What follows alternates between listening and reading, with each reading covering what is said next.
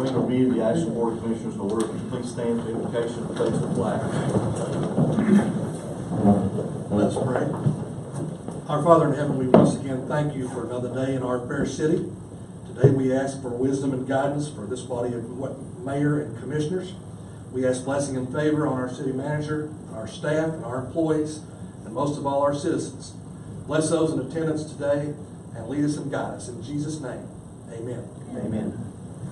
I pledge allegiance to the flag of the United States of America and to the republic for which it stands, one nation, under God, indivisible, with liberty and justice for all. Have a motion received to follow the agenda. All in favor? Aye. Opposed? Like sign. Hearings and reports. Commissioners? I just want to welcome everybody for this noon meeting, and I wanted to say thanks to Michelle Grubb and for the boys at the Parks Department. We had a very successful National Day of Prayer. An overflow crowd, probably over 200 people, and they did the setup for that, along with our sponsors, the King's Daughters and Belfont Hospital. It was a very good event on May the 3rd at 8 a.m. Secondly, some of us attended the ribbon cutting and the open house for the Governor's Inn Bed and Breakfast over there. If you haven't been there, go over. It's a great place, a great addition to our city, this bed and breakfast, and it was very well attended. That's all I have.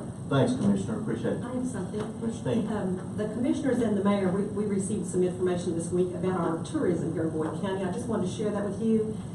There's been a study with 5-year trend of tourist spending in Boyd County. With the graph, it's constantly gone up.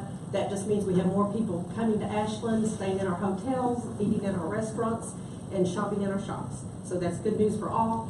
I want to thank Sue Valley and her staff at Ashland Board of Tourism. They do a great job. Thank you, Commissioner. Anything else? Just a quick announcement, the Ashland Tennis Center's Wing Wars is Saturday at 4 o'clock at the Ashland Tennis Center. I think you can still get tickets online for that, so you should come out now. I'm not sure how many teams they have making wings, but I bet it'll be a good time. Thank you. Okay, I'm sorry. I just want to congratulate all the small businesses that were nominated and some of the award winners today at the Northeast Northeast Kentucky Small Business Awards breakfast. Also, we took the opportunity, the mayor and commissioners were able to present a key to Kim Jenkins, the longtime director of the agency, and she's sick right now, and I think all of us up here extend our prayers to her as she's got a good fight ahead of her, but she's tough, and I know she's going to do okay. But there was also an opportunity. I want to kind of talk about our leadership in our small business community. There's some folks in the room today, and I just want to thank you all, in addition to the people that were nominated today, for all you all do every day, downtown, around town, south side, to make our small business community strong. So thank you all. Thank you, Commissioner. In the event you're not aware, this is National Police Week across the nation, and I was hoping you'd understand we don't need this much security in here. I'm glad to see them, and if some of my men in blue that are here today could please come up front. I want to kind of honor you along with this being Police Week. And women, I'm sorry.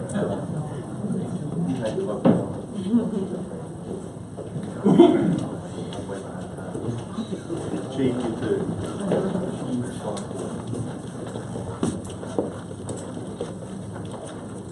I say all the time, and certainly when I have a chance to either give an award or have a pinning ceremony, and with this particular proclamation, how proud I am of our police department. Always have been. I grew up with so many guys that are retired. Some of you would know them. I know Todd knows a lot of them, that in a day when they would see, I lived over the park, and if you were there a little bit too late, they just pull up and say, "Gilmore, home now."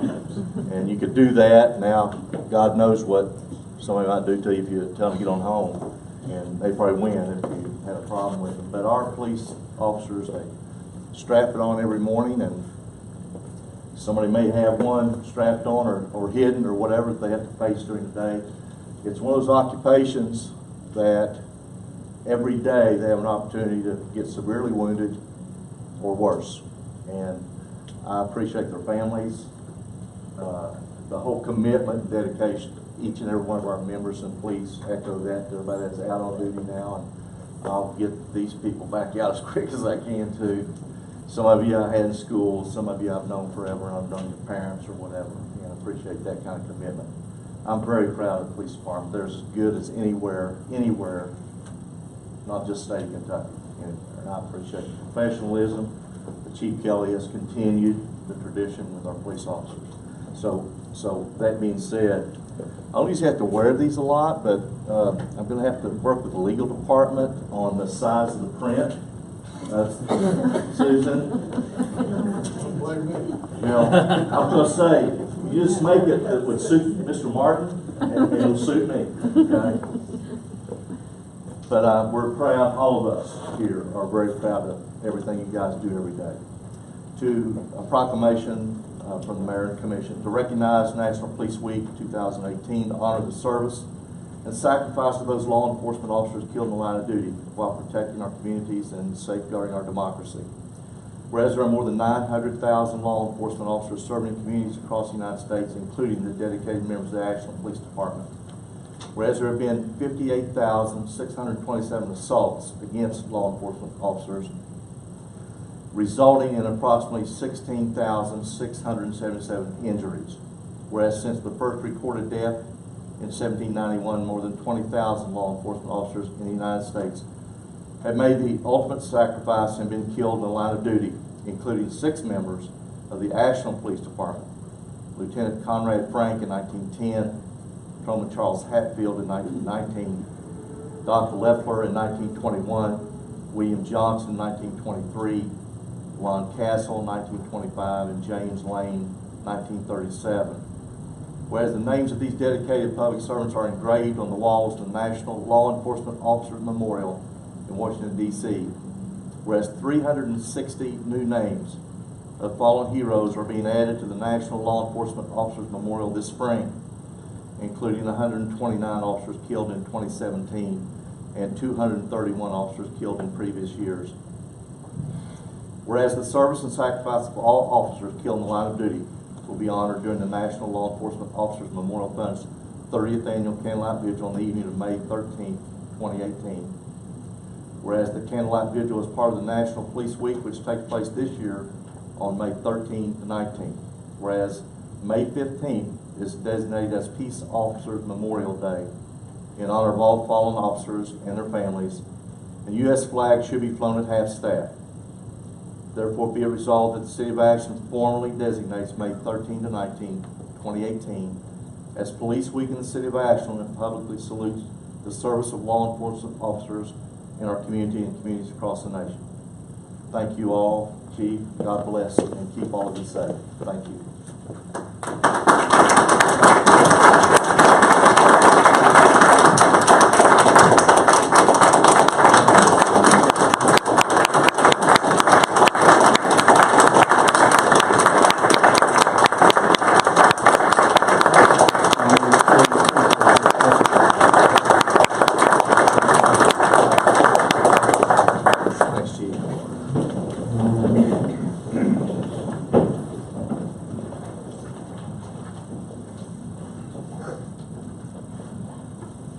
Unlike some people, I'm always safer when I see a police car somewhere, anywhere, in another town, certainly my hometown.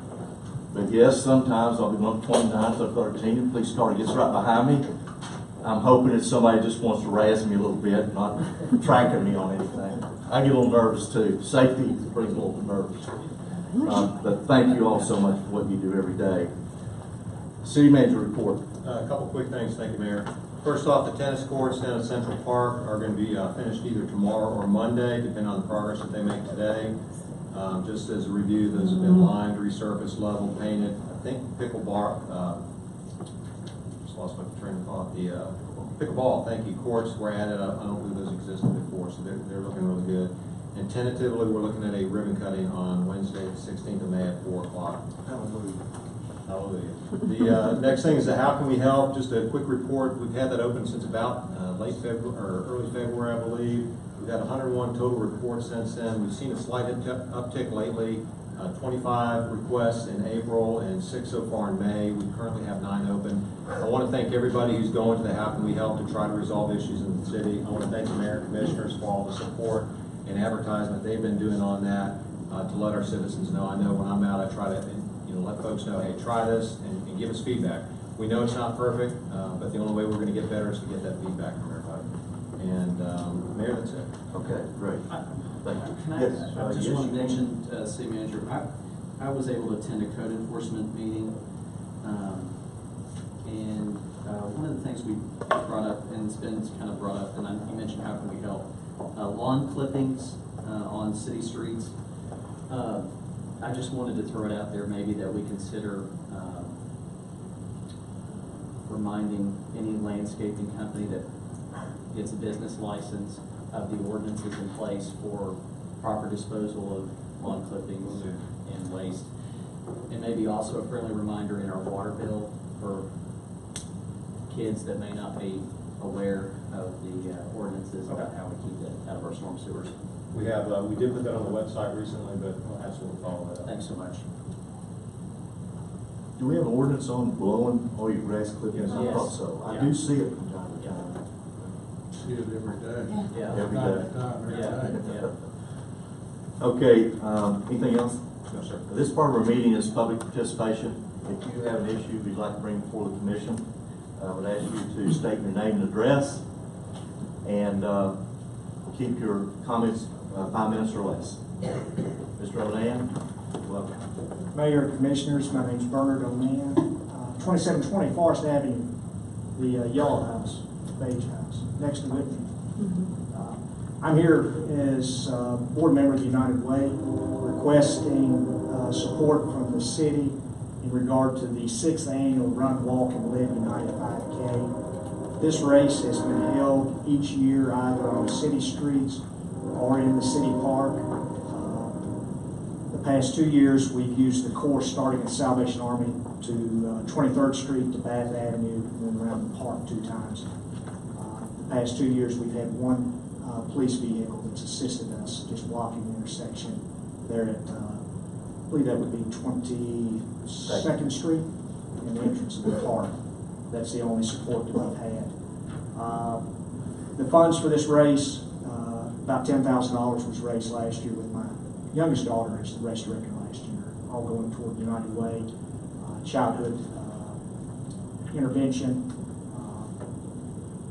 helping kids that need help at the city schools. So we had made a request through the Parks Department. Alan Osage is our assistant race director. We hired him to handle the logistics. Alan indicated that the city has come forward with a charge, I believe, of $1,477 for the use of any city streets in which we would attempt to run a race on. Obviously, $1,477 is a very high cost.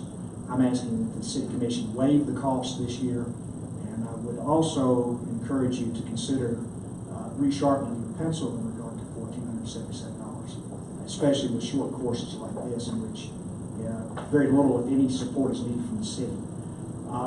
We had 25 junior ROTC members from the Ashland city schools that will be in uniform as well as in yellow vest. They are able to handle pretty much everything. And if the city so chooses, we really don't need a police support on this race. So my question and request to you is that you waive the fee for this. My second request to you is think big picture. Runners are very influential people within the community. And this city needs to be welcoming to runners. Charging $1,477 and causing races to go to other places is not welcome. So, Pat, you mentioned visitors. Runners are visitors.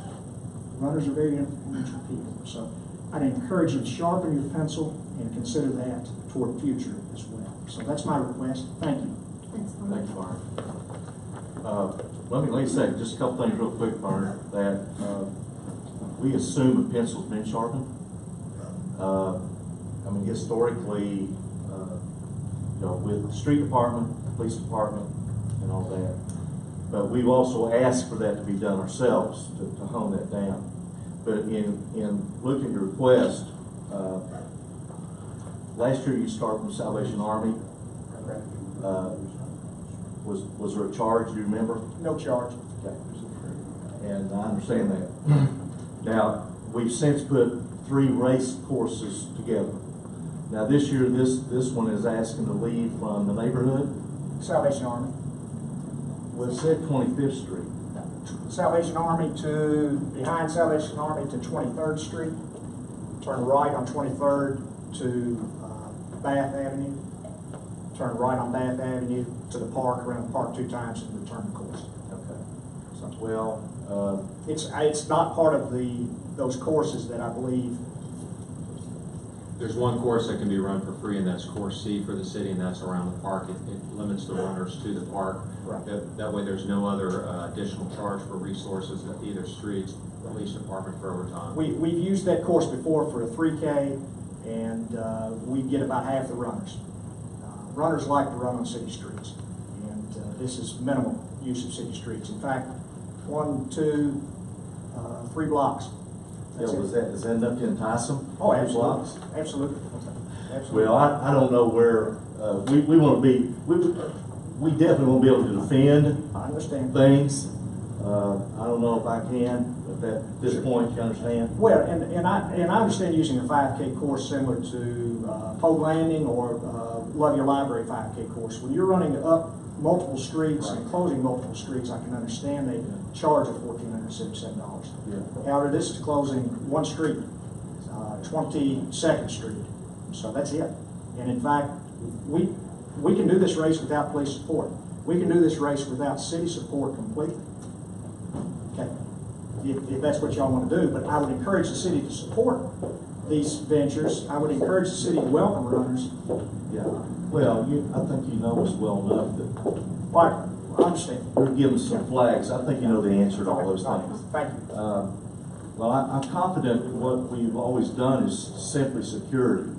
And I don't know that, I'm not going to make a whole lot of rash statements on it because I'm not sure about overtime if we're there, if a police car is out there, you're going to run 3 blocks and you're in the park, which the park is free. You can run the park. We have a route for that, and there isn't any $1,400 charge, but I'm not sure I could defend that myself. But are there other expenses that you have, that you said this, you have a planner, and what kind of expense is that each race? Pay for trophies, pay for ensuring that they've got volunteers or folks to help with the race as well. That's all? Yeah, that's it. I mean, last year we got $12,000 in, and our expenses were $2,000, $10,000 net to United Red. Yeah. So, and it's gone from 4,000 to 10,000. Yeah. I hope this year to have 12,000. I assist each year with this race, and I'll continue to assist because I love this community. I love running. Sure, I know you do. Well, it would appear to me that you could probably knock that down with some of your own volunteers, just whatever that, is it just a timer? It doesn't have the big time clock, I guess. Is it just a stopwatch? No, you have more than that. You do. You got to pay for that. Mayor, I'd be more than happy to look at the numbers, just to confirm that they are accurate, and then, Chief, we can have him discuss with what he feels comfortable with for the safety of the runners, or look at potentially using other volunteers to possibly fill the role of law enforcement there. Absolutely. It would appear to me that what time you start the race, 9 o'clock? 9 a.m. And my request is I really need a decision made today in regard to this because we have to publicize the course. We got it. Because otherwise, if we're not able to use this course, then we've got alternates. Yeah. And I hate to use the alternates. Yeah. So I'd much rather use the city of Ashland. We want races in Ashland. Absolutely. We need more races in Ashland. Yeah. Well, if you leave the Salvation Army, go up around, I guess you're talking about 5 minutes worth of police supervision till you get in the park. I mean, am I right on there? Approximately. Because we have walkers too. I know somebody running is going to be in there quicker than that, but somebody walking. I don't know. Yeah, will they come back the same way? Start finishing the same point. Well, anybody got a feeling on it? Anybody else have something they want to say about it? I think we ought to waive the fee. Like in Serene Canova the other day, the schools are strapped for money, but Canova charged them $500 because of the police and the security and stuff like that, because runners running around the street. It's just a safety thing. I mean, I'm not against you all at all. I'm for you. But it's a safety aspect that we have to kind of protect ourselves. Well, I agree. I think our police need to be Yeah. there, Yeah. visible, I mean, but I don't understand. And we're not saying they don't want to be there. No, no. Yeah. But I'm saying that I don't know where overtime would come in. If we got a police car or run by there, I probably get more calls why there isn't more police present around the park, especially the warm weather come. You all know that. I don't have to say that. You know, we've got things going on all over town. You can always predict that, but, We split the difference somewhere. well, it seems. I haven't seen the event request. And so I feel a little bit, I don't know exactly what that $1,477 entails in terms of what that means. Is that streets and police and all of that, I assume? Well, if you're running, you're running 29th downtown, whether you do I guess they still do the summer motion run, you go across the bridge, come back, that's a whole different ballgame. Yeah. I don't, we want runners coming here, we want to, I can add one other thing, because this gentleman sitting right beside me is going to be making the same request in November. The Salvation Army is used for two races a year. One's the United Way race, the second one is the race that they do in November. It's a veterans support, if I'm correct, right? Larry? what is it? It's toward veterans. Oh, And they recognize the veterans each year.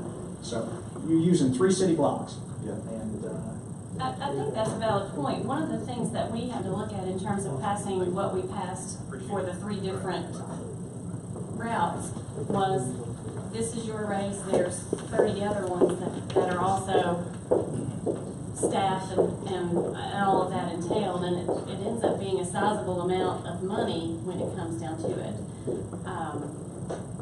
And so that's where we were when we decided on the free routes and the 3 different routes. That's exactly right. It's Just a give cost us the of background streets. here. It's a cost of streets department to put the barriers out that are necessary depending on the route, and then also the police. Whether we do overtime, if you use somebody that's on duty, again, that might work fine until there's a call out. We don't have excess amount of officers on duty at any given time. So it's fine if nothing happens, but if something goes down, then that's why we pay the additional officers. I think, talking with Major Hensley, when we went through the event request, I think the amount that we're talking about is using one of the 2, the A and the B routes, not the C. I don't think that the 1477, correct me if I'm wrong, Major, that doesn't apply to the route that he's talking I about. think what the cost is that he had asked for the meeting I had to change the route to use that partial route that he's talking about, and that was denied. They said you have to use either A, B, or C. If you want to use a full street route, which is sort of like the Library 5K, it's $1,400. I think that the actual looking at his part was not addressed in the monitoring now. Thank you. Yeah, I think Mr. Murray is here, we're just gonna speak on his behalf, but I think there may be some confusion. Staff reviewed it, Yeah. and they were supposed to get back to Amber with some additional stuff. I think we all need to be involved, looking at figures and all. I don't have a problem waiving it this time. I'm sorry. I don't know I can't imagine, we're not sure, officer. And I don't know the whole thing. The way I know from the meeting is that we have 3 routes, A, B, and C. The route we're talking about is not A, B, or C. So they said it was pick one of these 3 routes, and if you use the street route, it's $1,400. I don't think I got you. the modified So, route was addressed. Use any margin of the streets, then this is gonna be the cost, yeah. This doesn't sound fair to me. I'll make a motion to waive it this time. I second it. It just doesn't sound fair. We need. There's gotta be a better process than Yeah, this. and we need to be involved in it. We make decisions, we need to be involved in when it comes to these dollar figures. 1477, it sounds pretty finite to me. You know, it wasn't a guesstimate, that's pretty finite. So, and I'm sure it's based on hourly rate of the officers, hourly rate of the street department people and all that. That's a whole lot about nothing today, but it may change in the future. But I would encourage most organizations to use the park route. How can it be prettier than that? And if you are going to feed them or have some kind of a function after it, what better place than Central Park? Right? Yeah, so we have a motion on the floor. We have a second? All in favor? Aye. Opposed, like sign. I'm going to recuse myself. Thank you. Passes, okay. I'd encourage putting runners on the committee that makes the decisions in regard to that. I don't think they have the impartiality we need, Barb. Why not? Just kidding. But Well, you know my point. Yeah, I do know your point. I think more than anything is we need to knock this around ourselves. If we have to make the call in front of the public, we ought to know exactly, we can defend it, as I said earlier. Well, this wasn't on the agenda. Right. Staff didn't have a chance to get you the information. I mean, Yeah, if they'd had the opportunity, you'd have it in front of them. I'm sure. When is the race? August 25th, thank you. And I appreciate it. I didn't mean to open up a can of worms. Yeah. Well, you have. Good job. Well played. I'm out of here. I'm going to eat lunch. Yeah. That's what I do. That's what I do too. Okay. I mean, it's kind of hard to respond when you don't have the stuff. Well, for us too. Well, that's what I mean. Yeah. Anyway, well, Okay. okay. Any participation? Anybody else like to come and address us?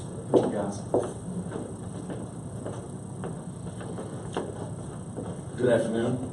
Jason Moore, this is Rob Browning. We're here on unofficial business and on behalf of the Ashland School Safety Patrol. We just finished up our 52nd consecutive year taking kids to Washington, D.C. We've gone every year except for 2 years after 9/11 and several years in the 70s due to the D.C. riots. 10,000 students have gone through the program, and we're just now starting to see third generation students. So that's a tribute to what we're building on. This year we had 155 students from all of Ashland elementary schools: Crab, Oakview, Charles Russell, Pogue, Hager, Rose Hill, Holy Family, goes every other year. And we also include Louisa and Fairview in the trip. We take a full medical staff, a doctor, 2 MTs, nurses. The trip is really an educational trip with reward for those kids that come in early and leave late, help in the school zones, and they also serve throughout other leadership roles throughout the year. The trip is also for us an excellent opportunity for us to interact with the students in an unofficial capacity where they can see us not just in our profession. The funds this year cost around $94,000. Other years it's been over $100,000. And that is all mostly on the backs of the kids, $425 for individual cost. And they do fundraisers, and I also send out fundraisers for staffing needs. And also, we have never turned a kid down who can't afford it. We visit places in D.C., Monticello, which is Jefferson's home, National Cathedral, Mount Vernon, Capitol. Congressman Massey has always got us on the floor of the House, and that's a real treat. They get to see how bills are voted on. We toured the perimeter last year. President Trump landed in the South Lawn. He got out of his helicopter and waved. The kids loved it. Arlington National Cemetery, Tomb of the Unknown Soldier, and we visit all the museums and monuments, Lincoln, Jefferson, Roosevelt, and the list goes on. Several community leaders have participated in this trip in some form or fashion. I think my first year, you went with Oakview, Commissioner Clark as a teacher. Great teacher, yes. The chief has also gone as a bus officer, maybe as a student, I don't know. I went 2 years ago. The only superintendent to ever go. You're more than welcome to come back. I may do it. It took me 3 or 4 days. Probably vetted. Come back. It's a whirlwind trip, I'll tell you what. Kid, you gotta be a little kid, control kid. Then you know we're represented well, our community's represented well, and that's on the teachers. They do really good. We get compliments everywhere we go. But we're here just to let you know that the program would not be possible without your support, and we really appreciate it. Thank you. Thank you, guys. Thank you for being members of that too. Thank you.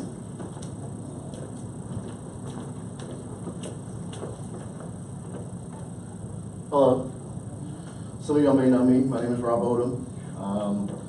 I am the founder of the Boyd County Addiction Resource Center. We're getting ready to have our 6th annual Recovery Fest at the park. You know, it's kind of ironic to think we've done them 6 years.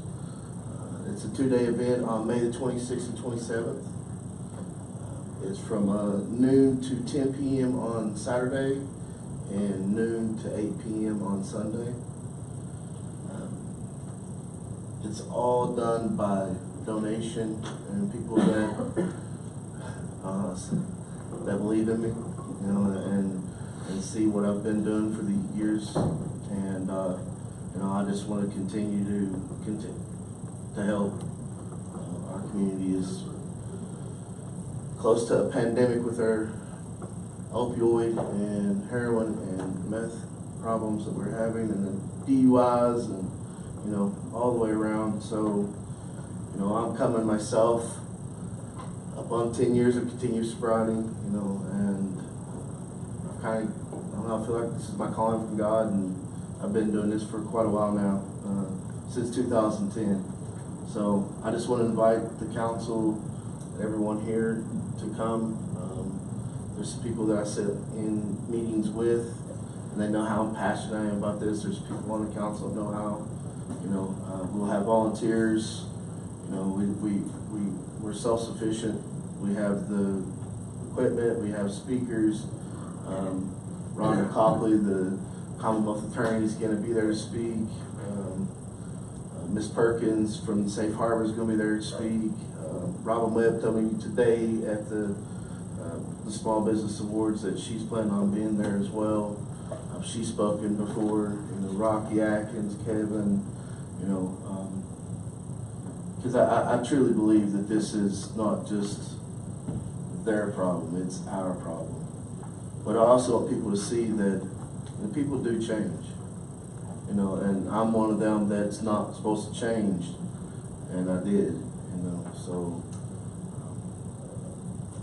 recovery is something I feel that we should celebrate. You know, people knew what I was doing when I was in a mess, so I want people to know what we're doing when we're sober.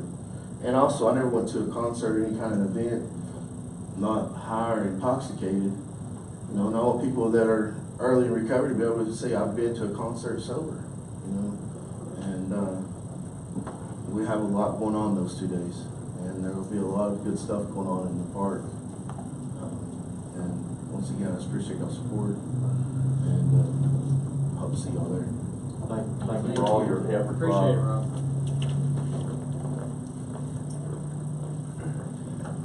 Anyone else like to appear before the commission?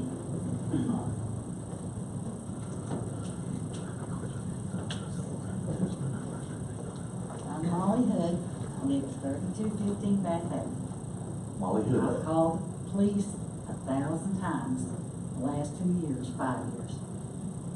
I need policemen to patrol 29th to 32nd or 34th Street.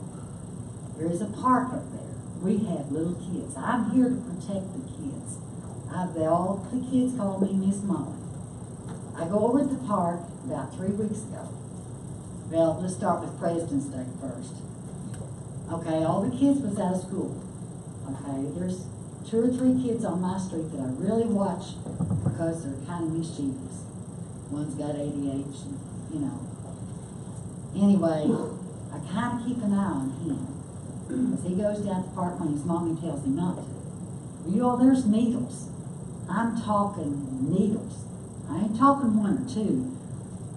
A neighbor called the police the other day and told them she's seen the 2 guys shoot up in the park. Okay, there was a 4-year-old and a 7-year-old in the park when this happened. This is 5:15 in the evening. Okay, I come down Chattanooga, or what's it called? Chatteroy. Chatteroy. All right, 9 o'clock, well, it's about 15 after 9, President's Day. This man and this woman was on the bench. I don't have to tell you what they was doing. Okay, the little neighbor, I went to the house and I tore all the pieces. Well, it took me an hour to call the police. It wouldn't have done any good anyway because they'd already gone. But the neighbor that lives in the back seen them. And he seen her give her money. So it's, and the prostitutes is coming from 22nd Street up to 34th. Now, I mean, I've seen 3 of them. My sister lived on 25th Street, Grandma's house for 12 years. And when you go down there to visit, you can see them coming out of the alley there at the beverage center. Okay, sis moved. In the last year and a half, they've been moving right up 29th Street to 34th Street.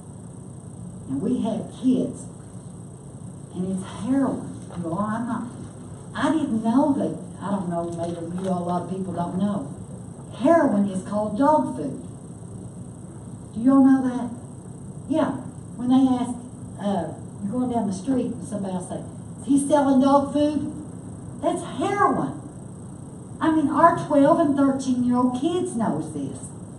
We need police to come up there at least twice a day. They haven't been coming in the last 4 or 5 months. Sunday, 2:20, one patrolman come by. Yesterday, somebody called the police on somebody.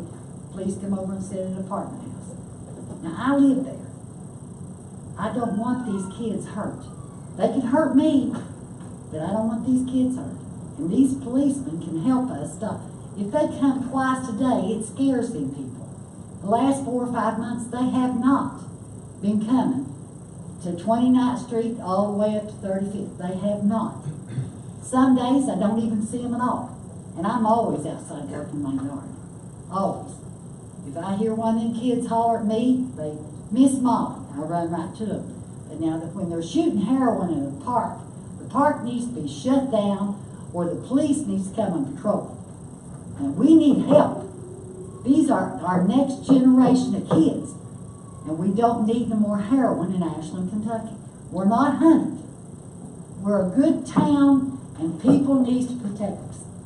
And I'm asking for your help. Well, I think the chief has heard every bit of it. I will tell you, front page of the paper today, they made 4 arrests on 29th Street, and they were users and traffickers. So they made a series of arrests over the last few months, which I'm very happy to see. They're not up my way. Well, ma'am, I can't tell you if they... I mean, the police, I don't see the police cruisers. I live on 32nd Bath. I live on the last street coming around, okay? This park is, I can stand in my backyard and watch the kids. The kids can't go in the park no more because the druggies has taken it over. We need help. Okay, well, there's a chief. You're talking to the right person. I've Chief, called. you got all that. I need your help, buddy.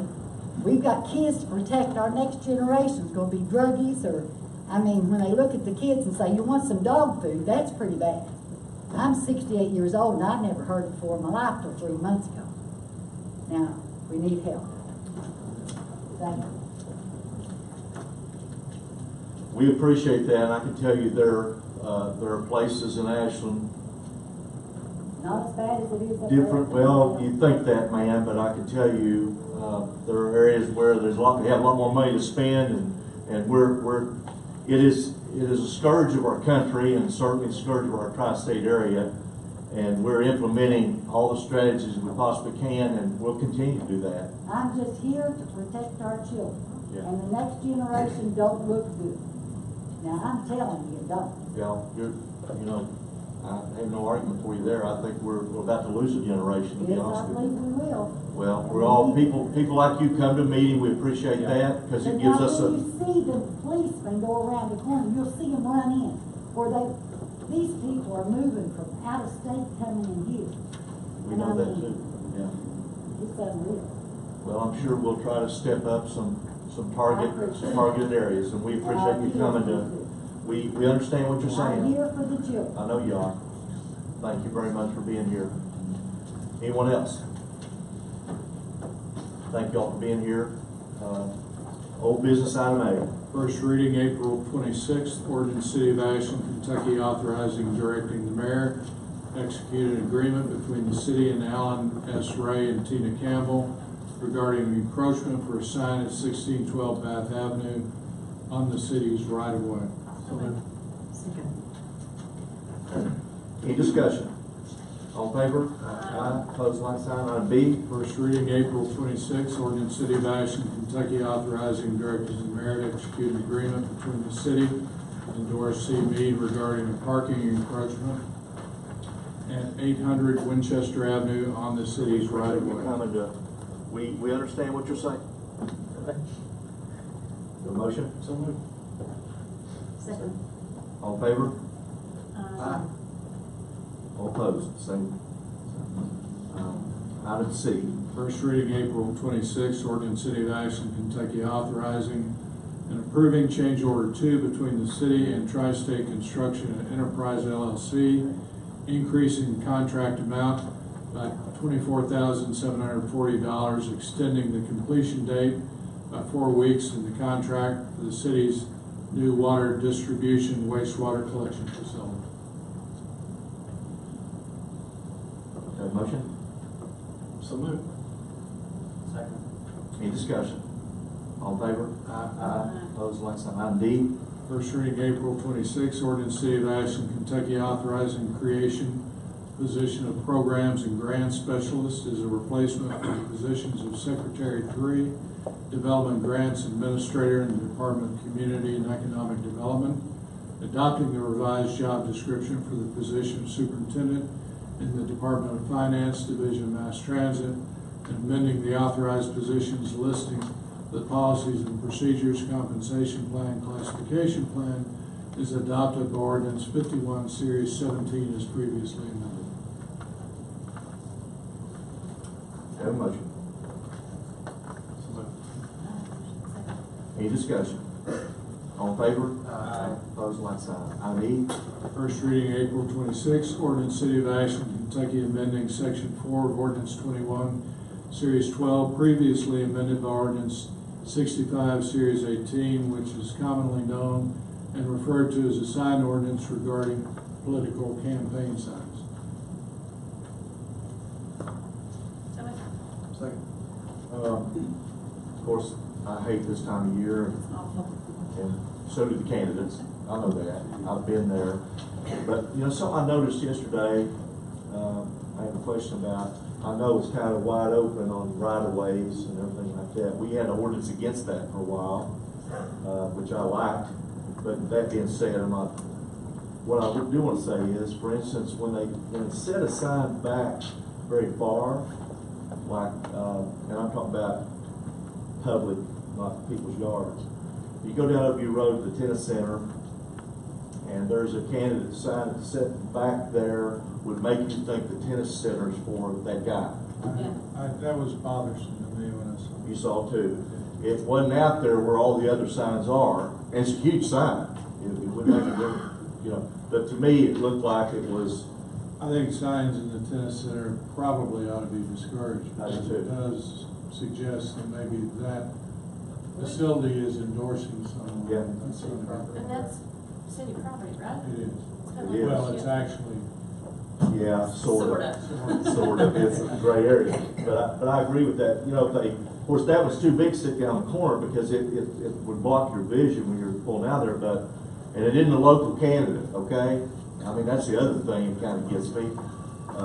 But it is for an office that would cover our area. That being said, I don't even know the person. It's nothing personal at all, but it's set back like it looks like the tennis center. This is their choice for that. So if we can, okay. Our ordinance still says it can't be on right of way, right? Sure. Does it I still mean, there aren't signs, period, that can be on right, Right. political or otherwise. Oh, do we have a process in place where we go around and just pick those up? Normally, when we get complaints of the code enforcement, when they're out, they enforce that, but they can't keep up with the It's amount not of signs. complaint driven. I mean, we can't Sure. spend all day going around picking up signs. Well, when we had the signs attached to Riggs' Spence up on Winchester, you couldn't see traffic coming in. You know, It they creates moved them. obstruction. Yeah, they moved them out of the way. But I know there were times Tell me if I when. get one more on the corner of my neighborhood, you're not gonna be able to get out of it. Yeah. They're everywhere. But anyway, yeah, we need to take a look at stuff like that.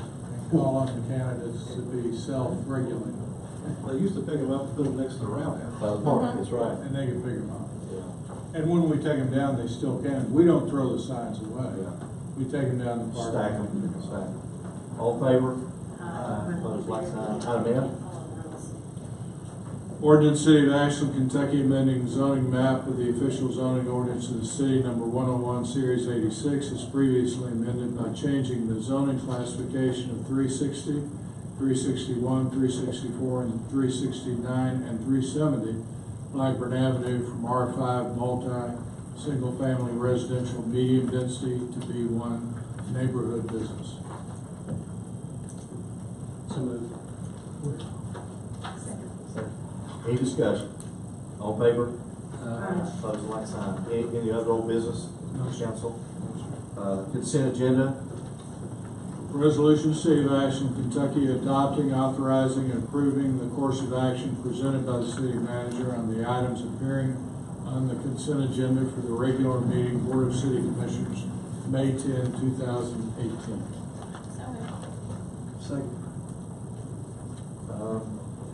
I have a question about item 2, Tri-State Construction payment $35,649. My only question is, at this point, what is the updated estimation time of completion of the project? At this point, it's the end of June. However, we've been trying to get an answer back from state on the final approval of the HVAC system. The individual that we're supposed to coordinate with this week after our 10-day suspense has been out.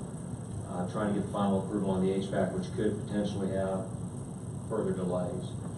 Until we get that answer from state, Tri-State is doing, the contractor is doing what they can. They've done limited plumbing, limited electrical. Of course, they can't put up drywall until we get the final sample through. So our intent was to hit the POC up, the point of contact up this week, and as soon as she gets back from being sick, we'll adjust with that individual. So this 35,649 is part of the contract. It is. But we're gonna have some additional ones on the HVAC. I don't, right now, we're not estimating additional costs. Okay, the HVAC was the last change where there can always be another change order. Right, we amended, exactly. And this is less than half the contract has been paid up to this point, so we haven't seen the pay request that we would expect to at this point because of the delay. Okay. And on number 1 with tribute, do we have a final completion date? We expect that all the roads to be paved by the end of May. There may be additional work that needs to be done. For example, the curbs will be poured, and the pavement, we're estimated to be done by the end of May. There may be additional cement work on sidewalks after, but it will not keep the road shut down.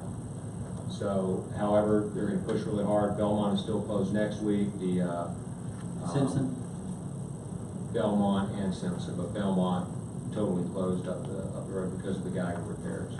So there'll be significant cement work being done there this week, and then mainly touch-ups on 29. But we're on glide path to be paved by the 31st. Is citizens along Simpson going to be notified? I know they have very limited options to get to their residence for the paving that will be done. How are they going to get? Well, for example, Commissioner, on the when we did the pipeline replacement there, the crews walked up to every door, and if they weren't there, then they would blue tag them. My question though is how long will that process take to get it paved? The pavement's going to be a couple days, at the most. So will they be able to get to their residences? Sure. Okay. That's my concern. I just want to make sure they have a way to get there. Yeah. Okay. Any other questions on consent agenda? All in favor? Aye. Opposed, like sign. New business, item A.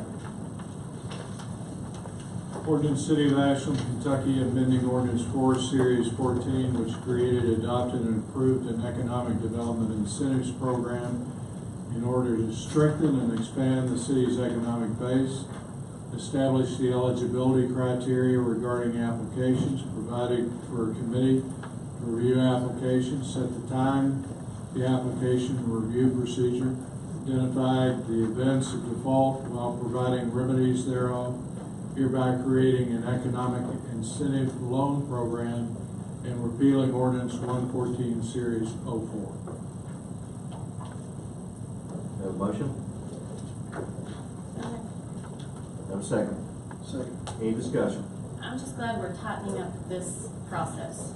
I know we passed this ordinance a year ago, 2 years ago, and I like the changes and how it's laid out a lot higher than it was. In effort for transparency, will we be posting how this process works on the city website, including how the applications are received, timeframes, who's going to be reviewing the applications, is it citizen-based, similar to the way that the gifts and contributions process went, or how are we going to do that? This establishes the, I'm sorry, city manager. No, go ahead. I was just gonna say, this does formally establish the board per the recommendation. Go ahead, Mr. And we'll publish this at the city's website. I'm sure we'll put it on the Facebook page too, and we'll advertise it daily. Great. Thank Just you. for public knowledge, Commissioner, the mayor, representative from finance, legal, and also one City of Ashland resident from either banking, CPA, or local business. Anybody chosen by the board? I'm sorry? Are these people chosen by the board? Well, this is, this process establishes who that committee will be. The mayor is the designee for the board. Of course, he can always appoint a proxy to whoever he'd like to. So the commission will not actually be paneling people. It'll be staff paneling. Staff will do the underwriting review along with a member of the sectors that the city manager just spelled out, and then we'll present those applications to the commission. So will the board approve the citizens that are recommended for the board?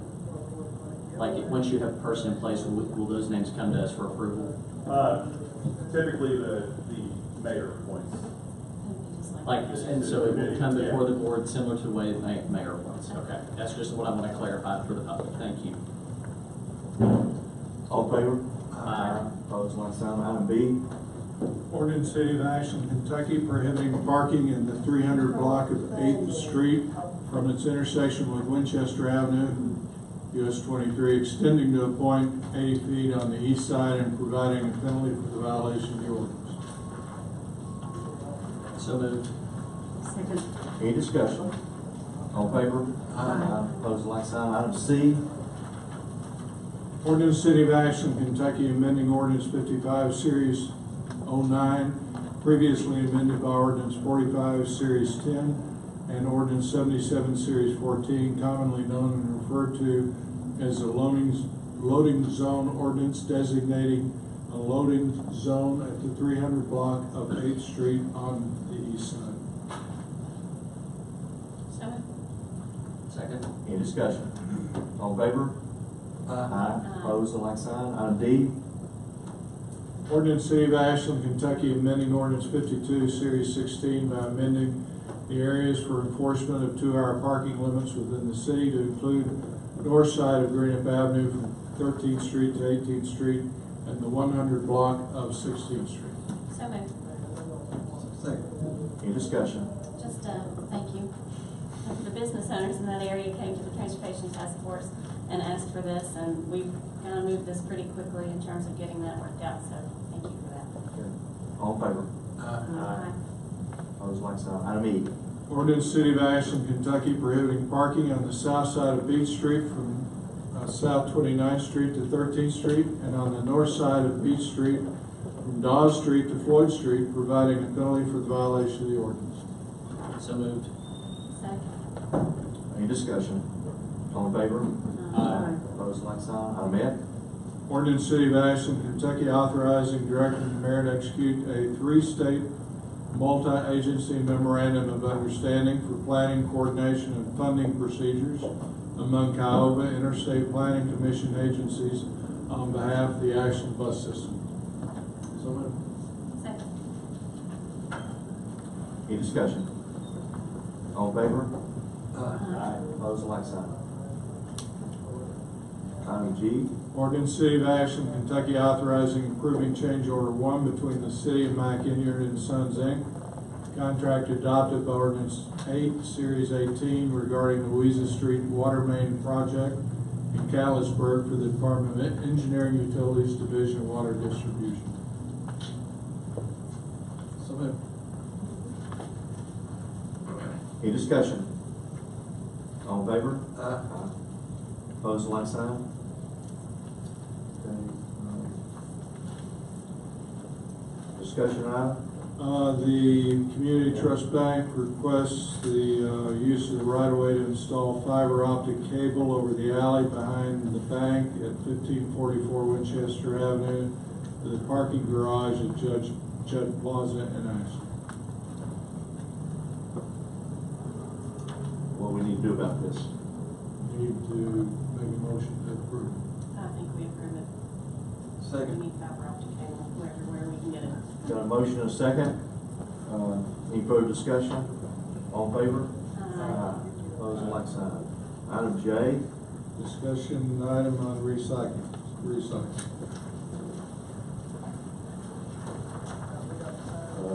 Andrew, you want Mayor, Commissioners, idea I wanted to present for discussion was building an approximately 110 by 130 foot fenced-in area slightly to the west side of the Blue Bridge where the current recycling area is to house the 20 recycle containers.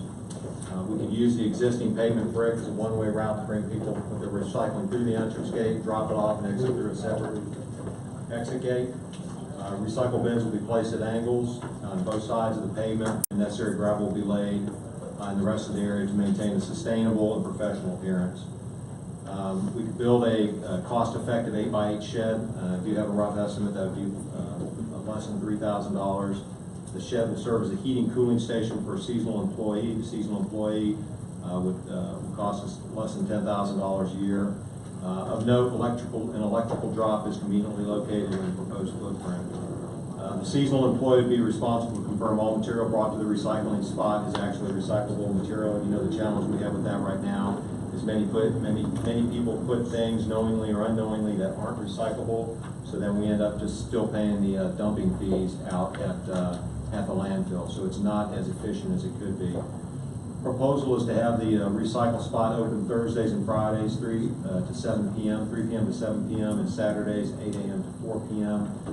My initial recommendation is to have the access initially open to anyone, just because of the challenges of putting some type of electronic device or proof of residency. What I recommend we do is that we do informally take a poll of people that are dropping recycled materials off and determine if that is an issue for us, not, or if the vast majority are actually citizens of Ashland. Also, the fence would have a 3-strand barbed wire on it to keep folks out, because there are a lot of people in the current location that go through the recycle bins, and this would be a deterrent for them. We could also look at seeing if we could have Rumpke pickup on Saturday night when it would be the most full, to deter folks from entering the area. A lot of the issues we've had, I think this option addresses citizens' concerns about safety, as an employee is going to be there during the hours that it's open. And also the messiness of the area that's down there has been trashed out, frankly. Whether people knowingly or unknowingly dump stuff that's not recyclable, it is there. So it'll be fenced in, we'll have the control of that flow. My estimate is that it would be, the staff's estimate is that it would be around $26,000 or less to implement this. I also neglected to mention we'll have 4 poles with lights on. The cost estimate includes the installation of those poles. If we can do it, if the streets department can do it, or our team can do it for less, then we'd like to do that.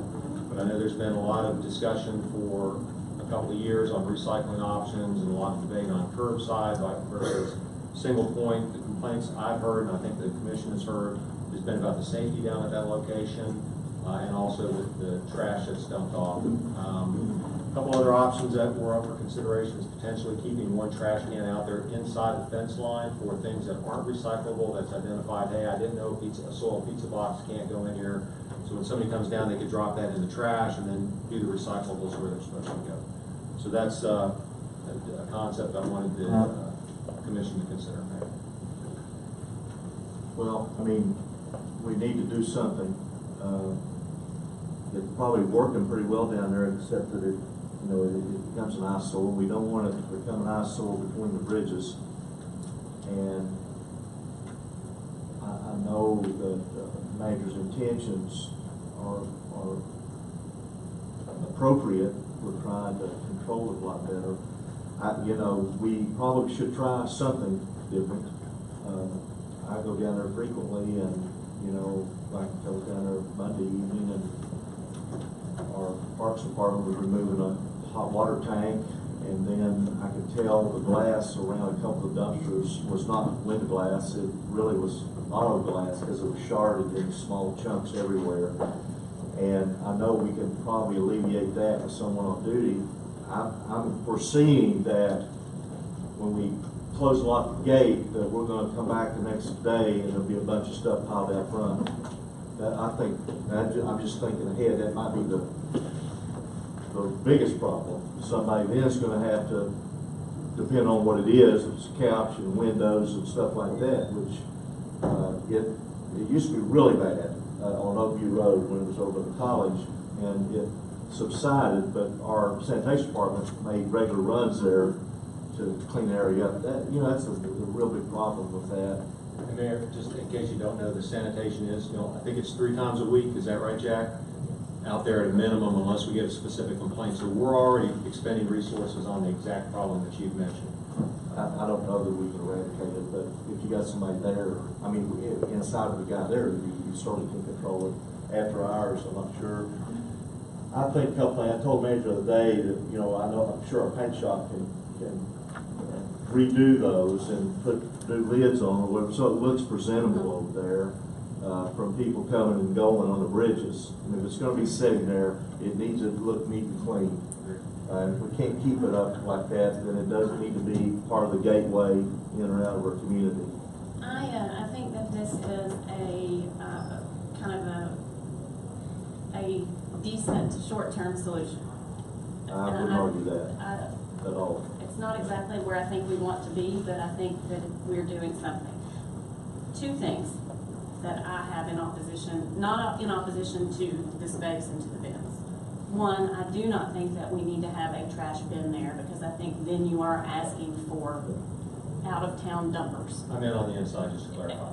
But Even that, I don't think that we ought to be offering a service not to our citizens, that our citizens are paying for. I don't think that's fair. Out of city. I don't think it's fair. Just wherever it is. Which leads me to my other, and we've talked about this extensively. I know that we can't get to the place where there's a card or whatever that just allows our citizens to do it. That's not cost effective. And I think that maybe monitoring where that stuff is coming from for a little while may give us some evidence to the argument that those bins are being used a lot more by out-of-town people than our people. I agree. And again, I just don't think it's fair to our citizens for our citizens to fund recycling for everybody else's practice. But again, I think it's a viable solution for Rodney. We can adjust however the commission sees fit. I think one way that we could control that would be people showing their Ashland City bills with trash on it. I do predict there'll probably be some confrontations down there. I forgot my bill, et cetera, et cetera. So that's kind of why I was leaning towards, let's just gauge it, you know, for now. And this is a short-term solution. Right, it's an interim solution. See how it goes. Yeah. Well, I've been through this for about 10 years. I'm the only one that suffered verbal and physical abuse. I'm physical, but verbal. You're not alone. I voted this down one time, and a former commissioner rolled my head up in the window down there in the parking lot and took off. And so the next 3 months I was in a chiropractor. I'd like to give my support to Mr. Gracie and his plan of action right now. We've run out of options, and you know that we remember them up at Walmart. Oh my gosh, they were just terrible up at Walmart, and then we moved them to the college, and every week it's like a dump, and then we're losing a third of it to the dump, and so you're defeating the purpose. I'd love to see curbside, but at the present time, I don't think we can swing that, but I'd like to see put a few wrinkles in the plan. Erect the centralized location in the interim. Send out a questionnaire to all 8,000 water customers, and you'll get a crystal clear picture of the real number that favors curbside that will determine the next step, whether to pursue curbside or not, either mandatory or voluntary. And then when we get the results back, we get the real number, the true number of those who really want curbside. Then we can go to the next step. When people pay their water bill downstairs, have a piece of paper or something or a ledger do you want to, with a question, would you like to have an added bill on your water bill and like to purchase a can? Are you for curbside? And this will take us to the next step. Then I'd like to see maybe Brian Felty or somebody up there at the garage do a study when he gets the number and figure out how much and how often and what to charge. And then we can see about maybe doing it ourselves. Wherever you go, in any community, you have a cross-section of the have-nots and the haves. Well, according to finance, 78% of our citizens make $32,000 or less. And so I'm not in favor of mandatory anything. I'm not going to add a fee onto somebody else's garbage bill if you don't want it or can't afford it or you don't want to participate. There are two things in life that said are mandatory: death and taxes. I didn't see mandatory recycling in that list. And so I'd like to try this at this time because we have some daunting challenges coming up in the next year with our water system that we have to really focus on. But I think this is, in the interim, this is the best way to go. I concur with Commissioner Good. I think we do have a great short-term solution. And it's not perfect for any of us, I don't think, but it is the best we can do. I would like to make a long-term solution possible by introducing a resolution directing the city manager to initiate a voluntary curbside recycling program, initiating a sign-up period, just as Mr. Good has mentioned, with gauging interest, with costs yet to be determined based on participation rates. And I think from that point forward, we can look at Paducah, Kentucky, which has a $3 a month voluntary fee they charge their citizens. I actually called their public information officer this week and asked her a couple key questions that the board would obviously want to know. One of them being, how do you do it? It seems to be a challenge that we've not been able to figure out for over 10 years. And I think the cost problem is huge. But here's how the costs work for Paducah. Number one, it's voluntary. Number two, the cost to the citizen pays the cost of the service, similar to the way our existing sanitation cost works. I don't know, from our finance firm, maybe city manager, how much money do we get from sanitation annually? 1.3 million maybe? And what's our expenditure from sanitation versus our income? I'm not certain, Commissioner, off the top of my head. I can tell you that there is a profit maker for the city. It is a profit maker. Most definitely. Well, most citizens would say that we're not in interest, or we shouldn't be profiting probably off sanitation. We want to break even. We want to make sure we get the most services for the least amount of money possible. And I think for $3 a month, it's the right thing to do for our citizens. And I think not every citizen has to be participating. I agree with Commissioner Good. There's a lot of people that can't afford it. They don't want to do it. They're adamantly opposed to it. But there's a lot of people in this community that have grandchildren, that have children, and they know they want to leave their city in a better place.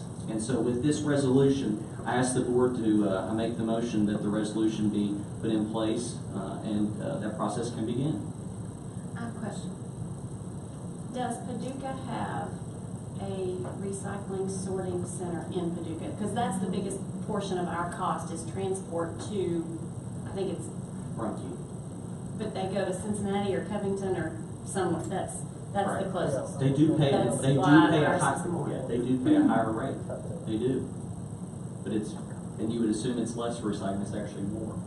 The other question I had was, did you have to hire more employees to do this, or did you use a subcontractor? They used the quality city employees that they already have in place that made some adjustments to their schedule to make it work, to be cost effective to the citizen and the taxpayer.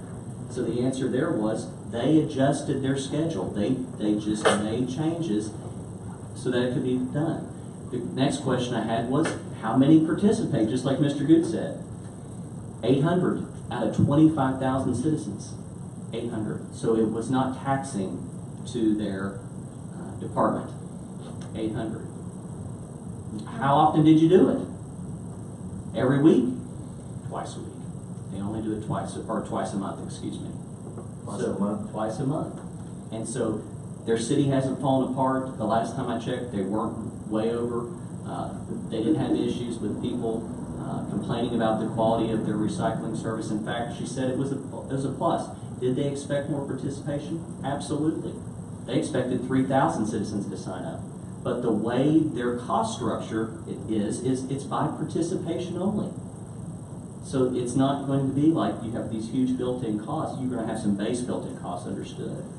But they did the right thing. I think we can do the right thing. You have smaller communities than us all over the state that do recycling, curbside. I don't have any problem with putting out a, yes, I'm interested, let's move forward. Great. Because I think that's a step we're always missing. So is that the second to my resolution? 1 second, no, not yet, I have a couple of questions. Okay.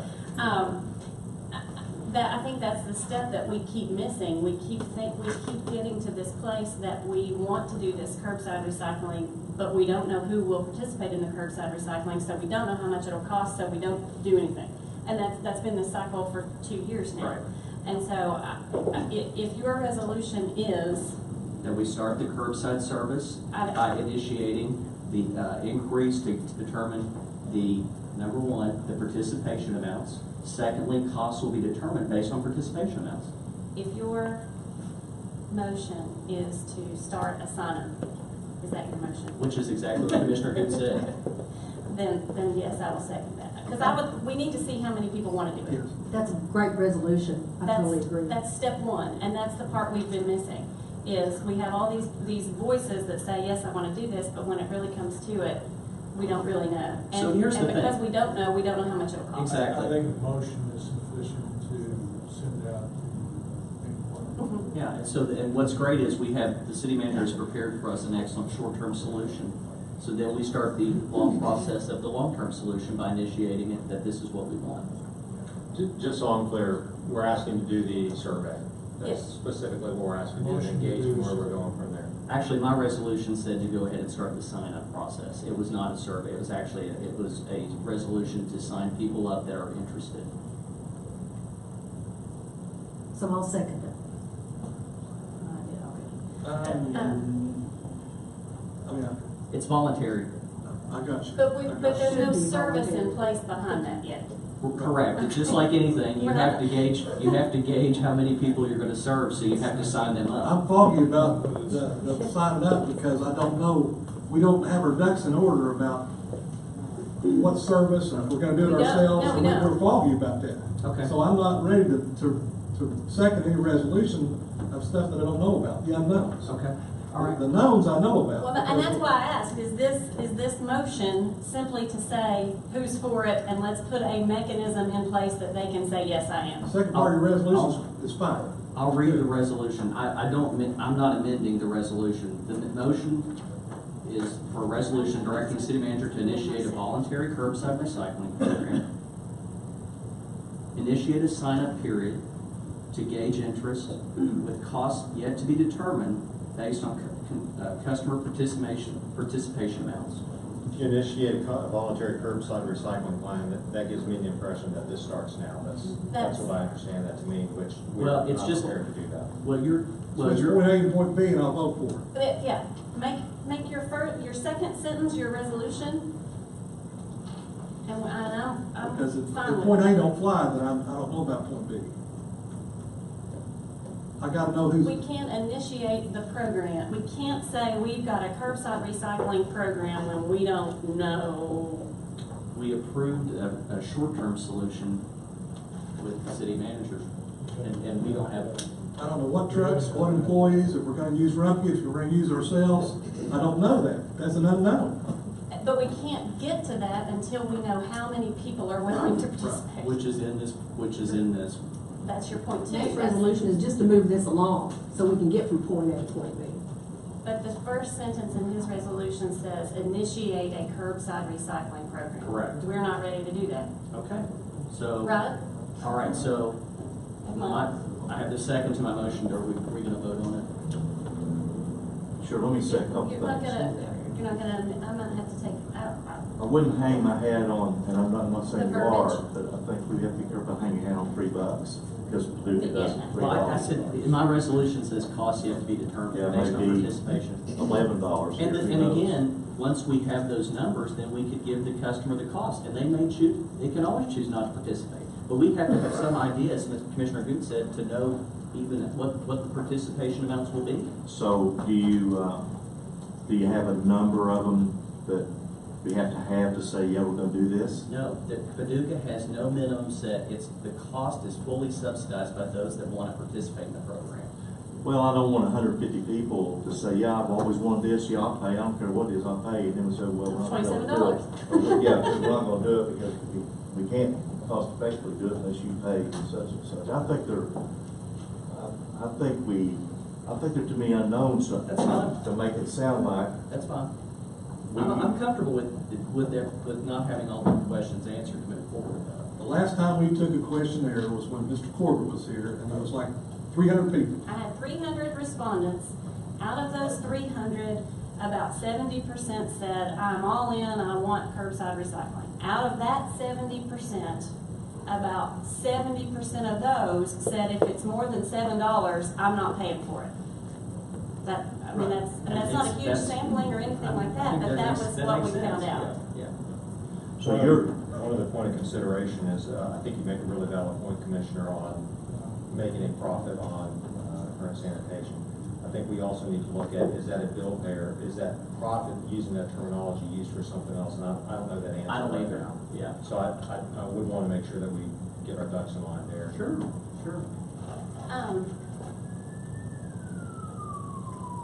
So you're not going to amend your resolution? My resolution stands that we initiate the curbside recycling program long-term.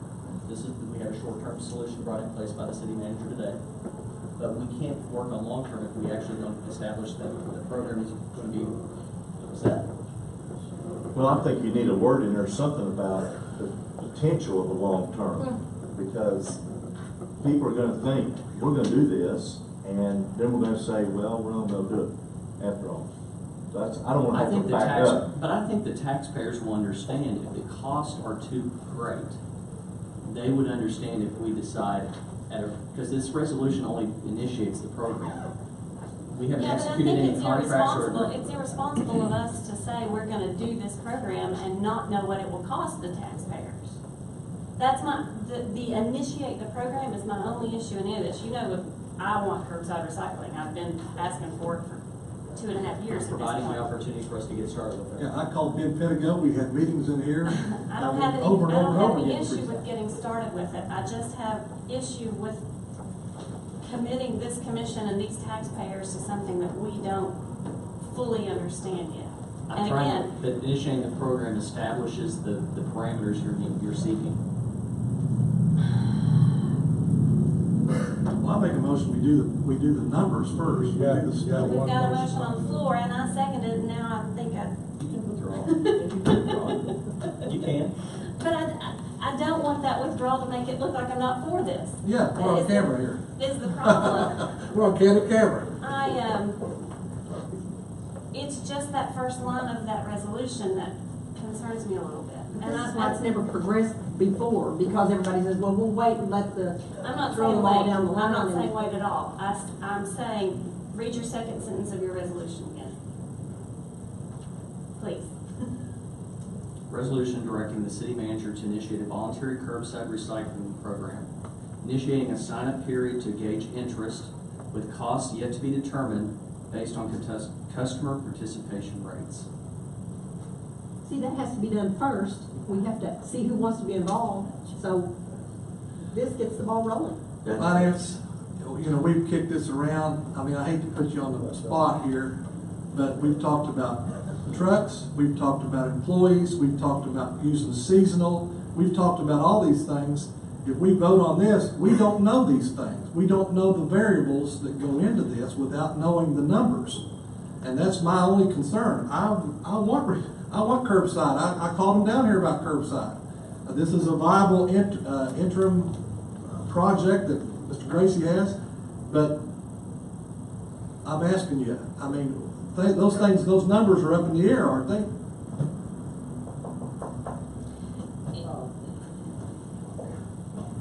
That's all right. We got time, I'm not hungry. I'm kind of curious what numbers you're talking about. When I spoke earlier about the sanitation services making a profit, Yes. I mean, all of that money goes into the general fund. You have a lot of revenue line items that goes 1.8 into the million. general fund. And then you got all your expenses for the general fund. So in essence, I don't want to say that it subsidizes other services. Right. But that money does go into the bucket, so to speak, in the general fund. And one of the subsidized services could be voluntary So, to answer your curbside. question, I don't know what the cost is. I think if I Right. understand what he's saying, is if you start this program, and that will actually determine the cost at some point in time. If it's too much, then you back out. Yeah, the resolution is basically to get the program going, so we can get this ball rolling, as Commissioner Clark has said, so that we can come to the determination at a later date, because we will have to vote on this matter again when it comes to actual costs, if it even gets that far. Right. This I is a guess- resolution to begin the process. I guess the bottom line, for to answer your question, no, I do not know the cost. You don't know the cost. No, sir. So our finance man does not know the cost. So that kind of seals it for me, see? Okay. I mean, I'm ready to vote on it the next meeting after we get the numbers. But unless I know the cost of the car when I go down there and order it, I'm not gonna sign on the dotted line. Well, you don't mean that, do you? You don't mean that at your, I'm trying to process again your second point, because if your intention is to I don't want anybody, initiate. I don't want anybody on this board today to commit to a program that has no costs. That's why I That's mentioned what that your, costs are that's yet to what be your determined. motion is. No, No, that's not. A motion to initiate the program. So it has to be initiated. It has to be initiated. Well, and I think initiation is simply, we gotta figure out what the numbers are, That's, right? Is that what you're saying, Commissioner? I think it's pretty clear. Well, if you think it's that clear, and that's the way we Shouldn't be all that confusing. do it, I have no problem with that. I don't want anything to act like, well, we're in it for the long term, and we don't know what it's gonna cost those people who wanna do it voluntarily. You make you can make a resolution to have a pool built, but you then have the bidding process to find out what the pool costs. That's all I'm asking here. I'm not sure, I apologize for the inarticulate nature of my. Well, you would ordinarily my get bids on the resolution. pool, and then you pass a resolution, let's No, I do mean, it. but you've got to gauge support for the pool. That's what we do by the numbers and by finance. This survey that goes out. Survey We've done it first. before, I'm sure. Survey first. Man, I don't care to vote for this. Can but we get to where we do the survey first? You need to know what I'm voting on is to look into it, not to initiate a program, and I think that's what you're saying. Except that his motion is to initiate the program, By by getting the numbers? getting the So numbers. are we just? That's the way I'm looking splitting at hairs it. with words here, I guess? First step. I can pull my vote at any time without, if it isn't the way I'm thinking it is. That's the way I see it. I think that's Commissioner Wood's doing.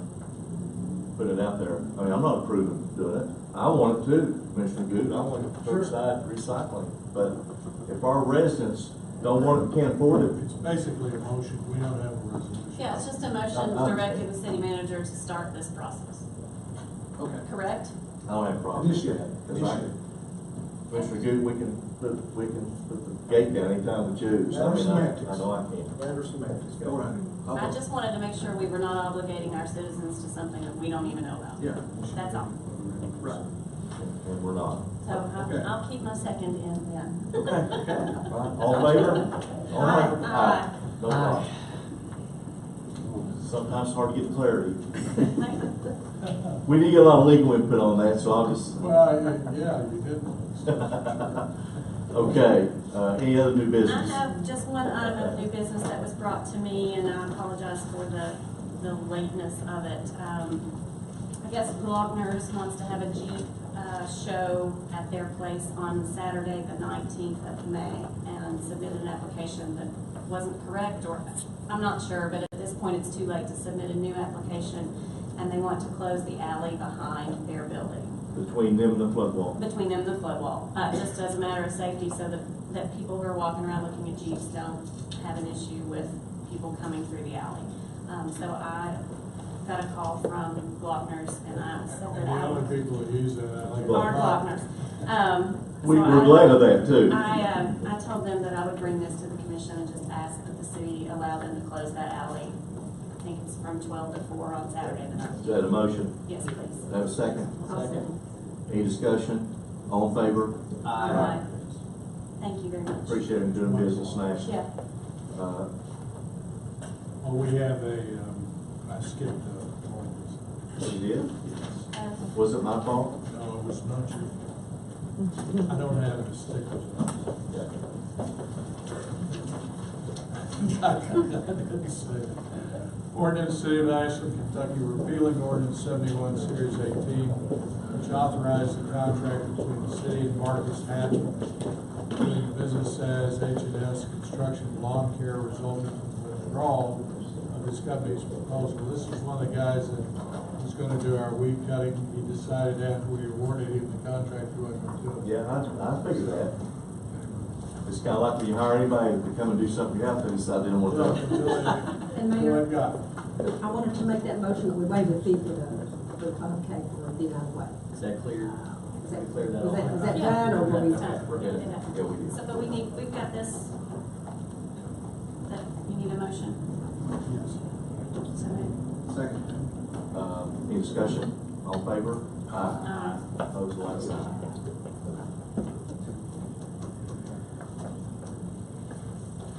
I was gonna say, the only other thing, at the next board meeting, I'd like to do the performance evaluation for city manager at the end of our, just have that at the end of our. Second. Okay. I have here, that's KLC's, board plate.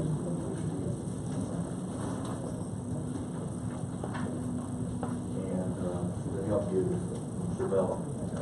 Any other questions you might have or anything during the session? This will be at the end of next meeting, Yes, and next meeting will be at 12 o'clock, correct? that's At the correct. Blazer graduation. That's correct. Yes. Yeah. Yeah, that's okay. So we And took care of there's some that. discussion about changing all the meetings for the remainder of the summer to noon.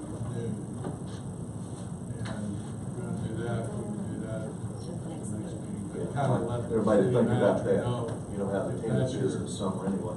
That's what you want. Thanks, council. I have one other thing I just want to bring to the board's attention, maybe we can talk about it next meeting, maybe take some action. I initiated a meeting with the Boyd County Health Department, city manager, Sonny Martin, PIO was there. Who else have in there? Sean Murray was there. Anyway, I wanted us to be proactive with this hepatitis A outbreak. We got a lot of, we sat down with Maria Hardy, the director of the Boyd County Health Department, and she had a lot of documents that I'm going to share with you all before you go. I can get Katie to make copies of them, but showing the outbreak situation in Kentucky, and out of 120 counties, there are probably less than 25. I know definitely less than 30. And percentage ratio-wise to our population, we had more than percentage-wise than Louisville. And Louisville had 304 outbreaks. I think we're at about 43 now or something. There was another one this morning, I think, or last night. But I feel like as the governing body in our community, that we talk about it, we should uphold what we talk about. And I say it thousands of times to you all every time I see a police badge. Safety and health of our citizens is #1 priority. Everything else we do, water, sewer, garbage, sidewalk, streets, is just something else. Mundane compared to the safety and health.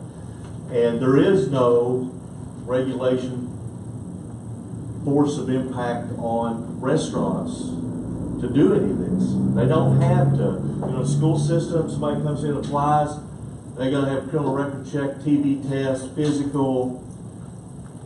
Criminal record check usually ends up real quick right there. I've seen you get up and say, well, forget that. I'm not gonna try to get you on the schools. But anyway, we would think those who prepare our food would fall under some harsh, that's not the right word, but some regulatory ordinance or law that stringent, that when we go in these restaurants, we feel a little more comfortable. Now, it's going to be hard on a lot of us all the time now, and I think everybody up here's probably already got it. I know I did, because I hadn't eaten at one of the restaurants in the middle of that period, so my wife and I got shots of it. But I know several restaurants are doing this now. Every employee, anybody handling food is getting inoculated, so forth and so on. And we all know that many of these people working in these restaurants don't have all the money to pay for it. It's not inexpensive, but the health department's going to try to work on that. In larger cities, they're already working on getting a discounted injection. I'm hoping all that will work out.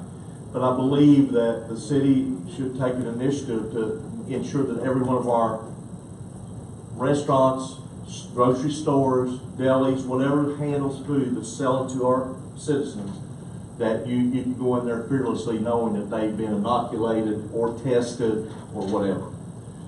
So I know our corporation council have been working a little bit on an ordinance, and I'm going to be meeting with the county judge executive this evening, and I'm going to talk to him about it. I'm hoping for a county city, something that's pretty close to the same kind of ordinance, but we feel like if the ordinance is necessary, we should be the ones to do it, to ensure that our citizens are safe when they go into restaurants and not just go in there and play Russian roulette with just having a meal. So I want to copy what the statistic from the health department for y'all before you leave. I'll give it to you, and then council will have something for us at the next meeting. We'll have time to talk about it.